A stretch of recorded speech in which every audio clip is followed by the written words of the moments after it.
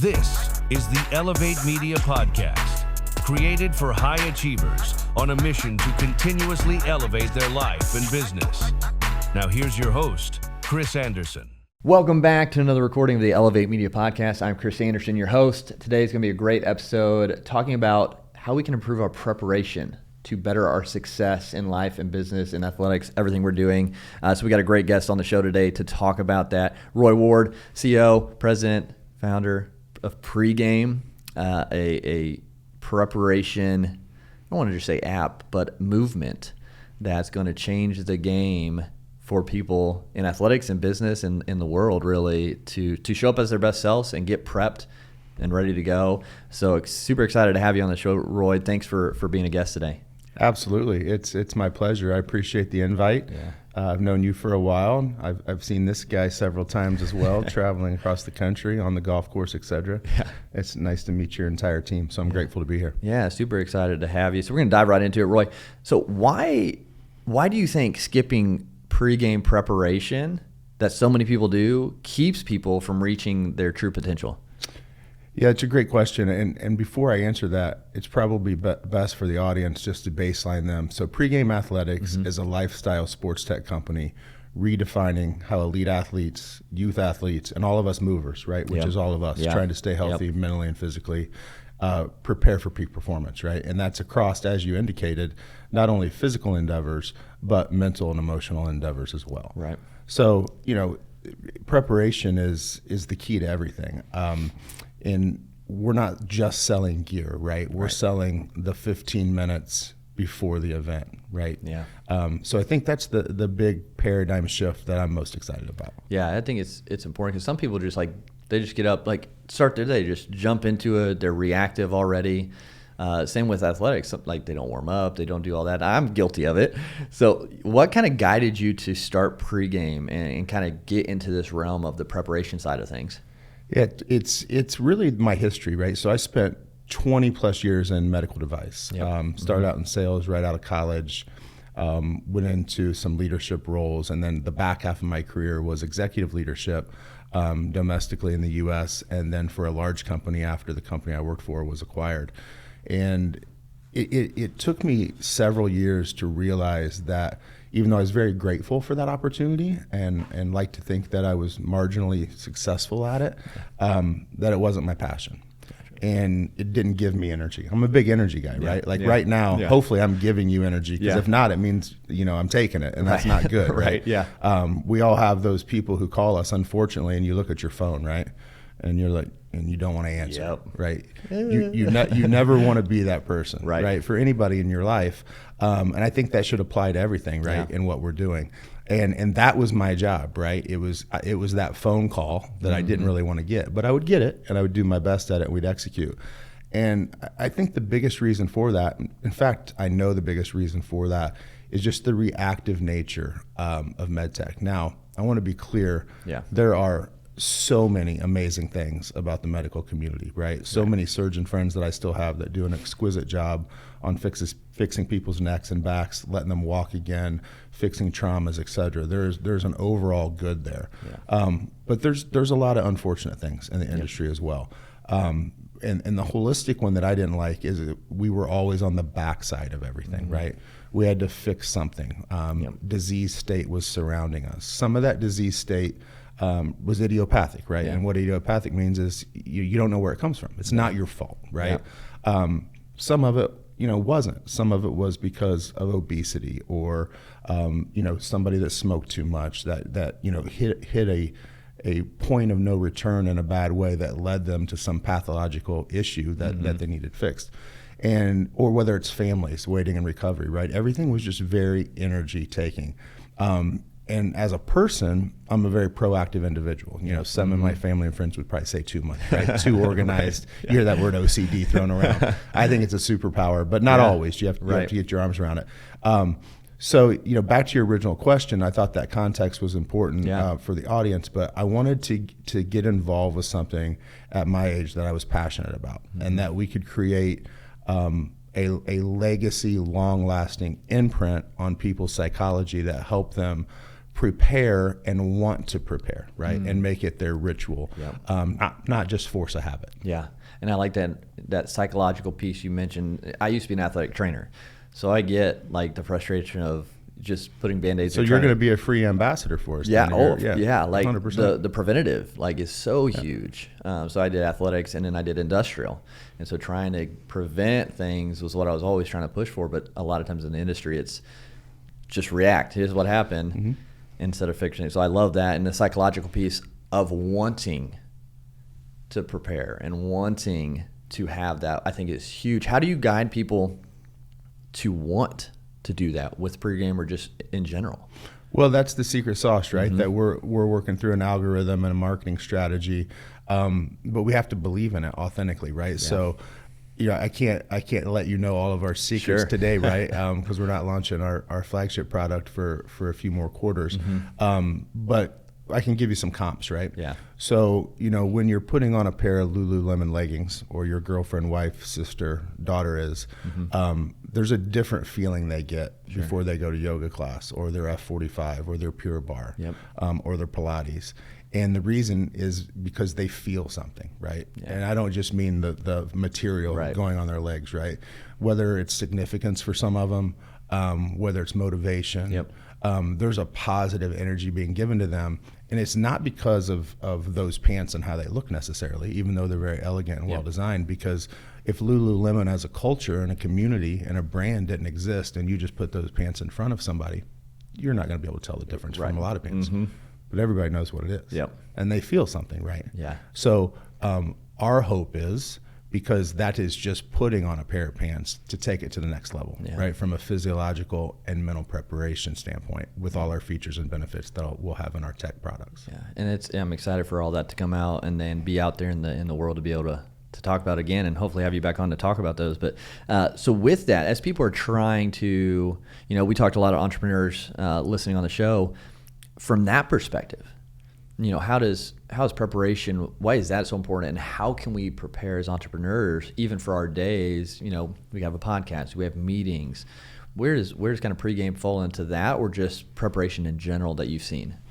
Yeah, I think it's just a carry on of the last question, which is fine. So I like to think of it as in 3 steps, right? So most of us know that we need to prepare either more often or more effectively for whatever it is we're doing, right? So there's an effort to do that.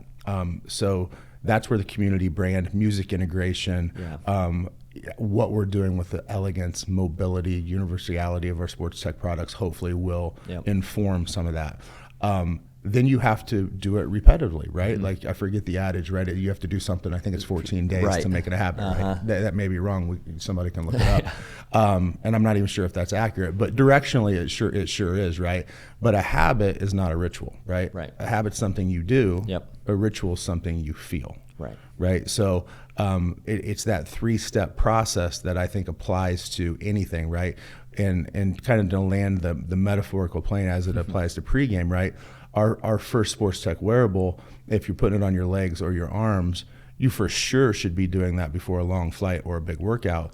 But my hope is you're pop 2 on your legs on your way in to do a podcast, right? And it becomes part of your ritual, because it not only makes you feel amazing on your lower body and throughout, but mentally, right? Much like, you set your iPhone out for people to see when you charge it, right? You don't put it under your socks in the sock drawer, right? And you wear a watch that means something to you, makes you feel a certain way.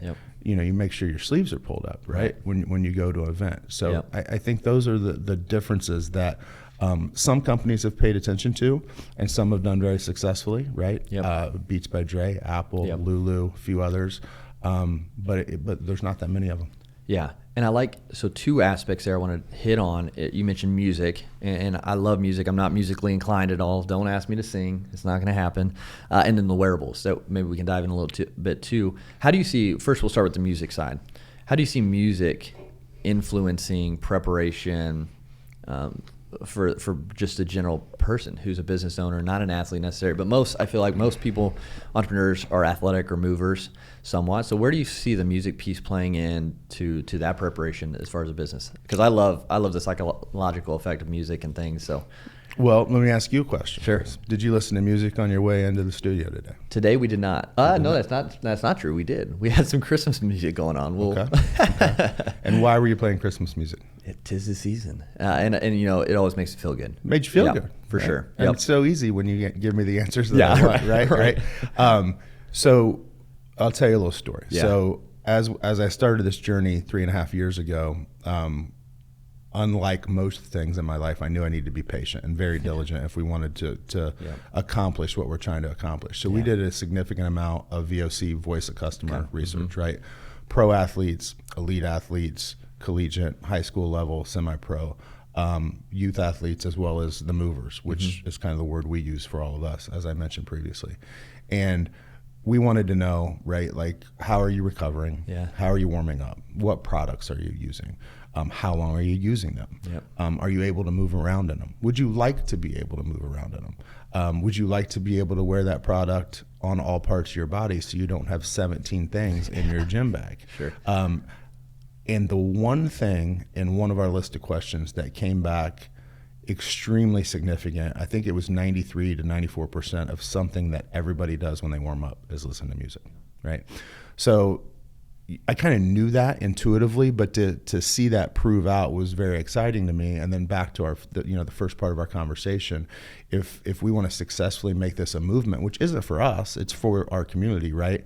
And have the people benefit from the physiological benefits that we're going to provide from our sports tech wearables, it has to be ritualistic.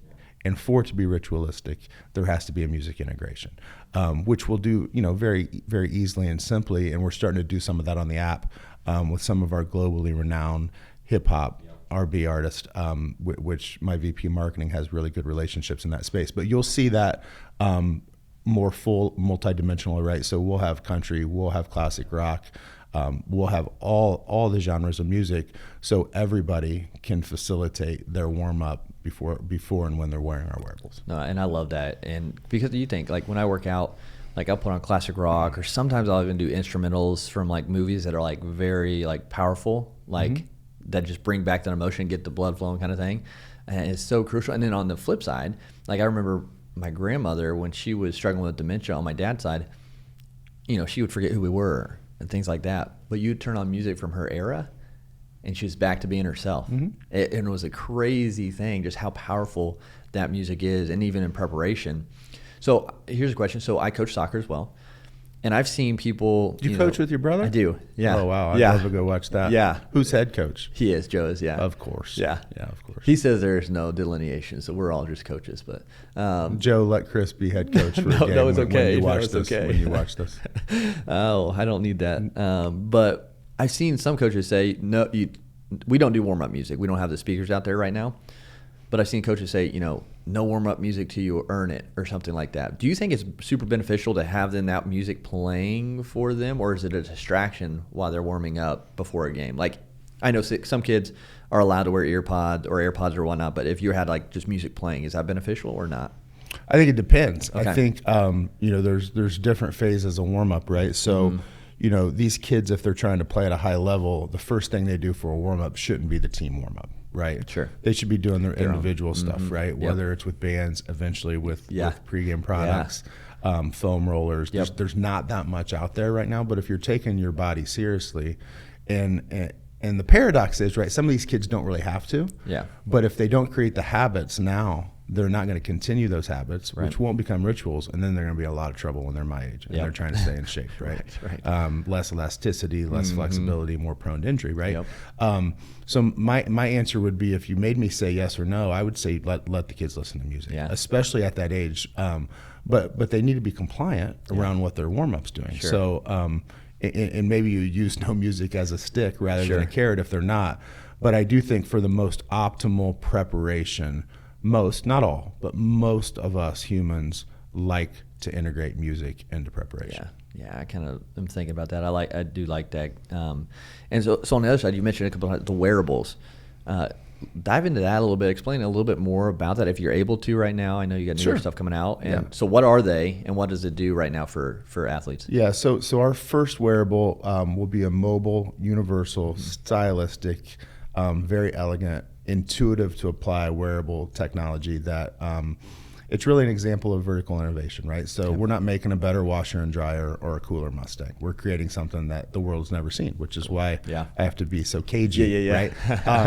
But what I can tell you is, you're going to be able to apply this thing on calf, quad, forearm, bicep, same product. Okay. You're going to be able to be mobile in it, right? And that doesn't mean if you're an NBA player, you're allowed to wear it in the game, because you're certainly not going to be able to do that. Yeah. You and I can certainly go play pickleball in it. You can warm up for any activity, big talk, big podcast, fly in first class, fly in coach, fly on Southwest, which is not an economy airline, by the way, anymore. I'm flying after this. The flight was very expensive. Yeah. And you're going to be able to have independent controls of an infused heat, a proprietary technology that we have a ton of intellectual property in, which we're very excited about, which has all kinds of physiological benefits. And heat's been kind of the gold standard for warm-up for a long, long time. Yep. Ours is a little bit different. Cool. I'll just kind of leave it at that. Yeah. Percussion, which is just a fancy word for vibration. So that's that Theragun hypervolt, right? Addressable market that loosens up the muscles and elastic and the surrounding tissues, as well as near infrared and red light therapy. Cool. A ton of science around that, which we don't need to get too technical unless you want to. That your listeners can read about. That's the red light mask and the panels and everything, as well as the recovery compression. So some of our community, we know, even though we're laser focused on the gigantic white space of warm up to create that ritual for proactivity. We assume that most of our individuals are going to want to keep this product on or pull it back out of their bag to recover as well. And then that modality will give a much larger active compression, meaning not just a tight garment, but the wearable tech, I can't say what it looks like, will actually squeeze right at a desired cadence and help them recover. That's awesome. And that's an exciting thing and tool that people are going to be able to use. I'm looking forward to that. I think I saw a little bit of it at the event down in Orlando, if it was there. You didn't take any pictures, did you? Those were illegal. Okay. No, we didn't do that. They'll come after us if we did that. Were you able to wear it?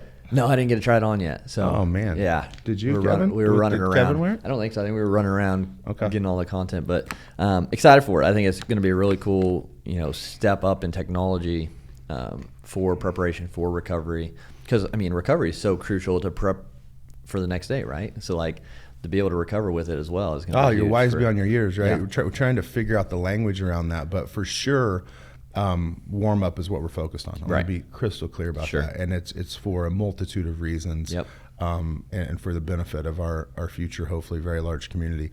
But like you just said, your recovery is the start of your warm up for the next day or the next event. So they're both important. Yeah, absolutely, and it's going to be.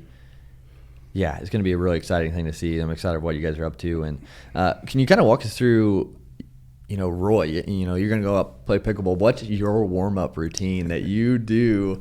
What's your rituals to get ready to go? Well, I'm trying to lead by the front, right? I'm on these podcasts and working really, really hard and have been for a long time on something that's very important to me. So it would not be very authentic of me not to kind of live that truth. However, I will admit, prior to this, and part of the reason for my motivation to start it is I hated warming up. Which helped. Right? Because I don't think many people do like warming up. And I think there's a ton of reasons for that, which we're kind of addressing, right? But now I'm much more ritualistic about my warm up. I'm an old guy. I can't do a ton of stuff, right? But my mental warm up is voluntary discomfort. So when I'm in town, and sometimes when I can find one out of town, I do a 20-minute sauna and a 4-minute cold plunge, right, to start my day, which sucks, right?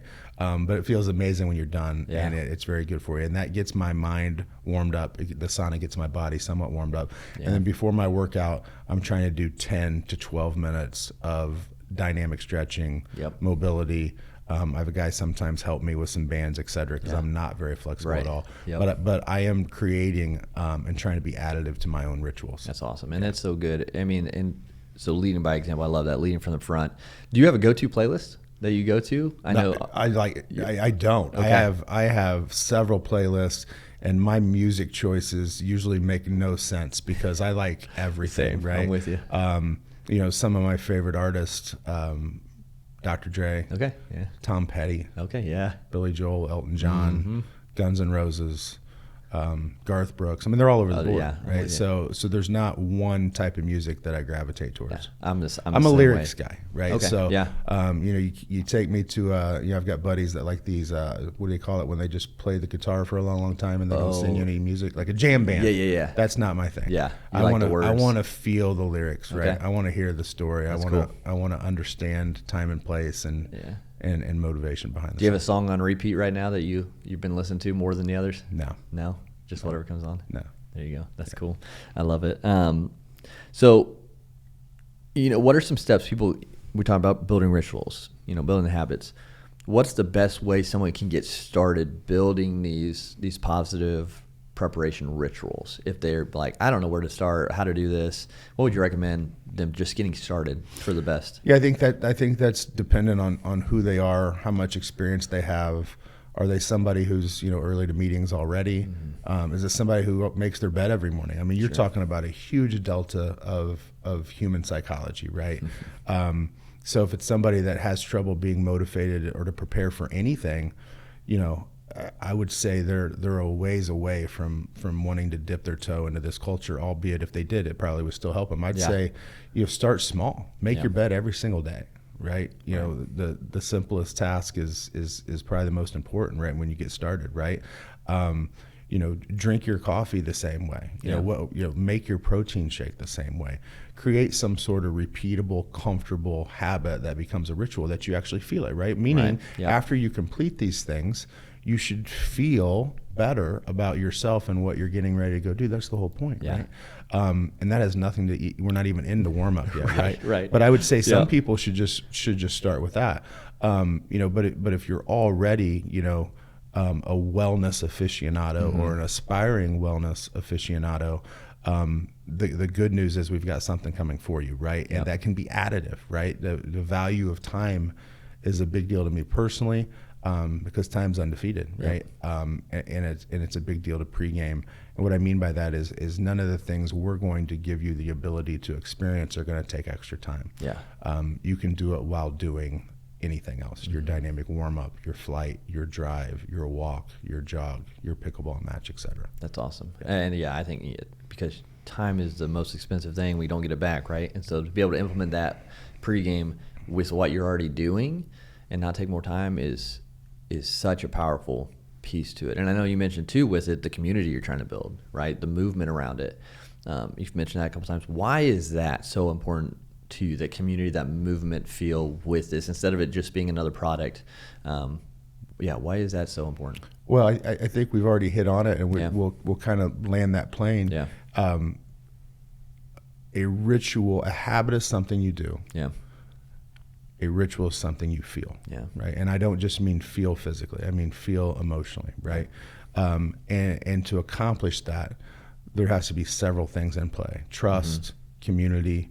I believe specific to warm up, music integration, a story, right? And some proving out of the tech as well, which we already know we have. So that's super important. And where it really starts is, we're changing the conversation about warm up because there is no conversation about warm up, right? Yeah. So that kind of in parallel makes the job very difficult, but very easy. At the same time, if that makes any sense. Yeah. Where do you get pushback with that conversation when you have it with people about preparation and pregame, what they do? Is the pushback, I don't have time? Is it, what are you seeing? Anything? Well, I think the good news is because we're not showing a ton of leg thus far on the initial product or the follow-on products is they don't have enough context to push back. Sure. But I'm sure that's coming, and we've been very thoughtful about any potential pushback, and I think we've addressed most everything that would be pragmatic or reasonable, right? Yeah. But I think you're always going to have people push back, right? Especially if the movement is successful and there's tons of people benefiting from it. There's always going to be your quintessential haters out there that just don't want people to be happy. So, and that's okay. We hope we can harvest some of those people and help them too. Yeah. So because as a CEO, kind of shifting off pregame a little bit, as a CEO, you have to manage and you have to guide this ship right through all these storms and these naysayers or the whatever it is. How do you as a leader kind of navigate those things well and lead your team well through the unknown, through a brand new launch, all these things? How do you do that? Well, I think the first step is having the right people. Yeah.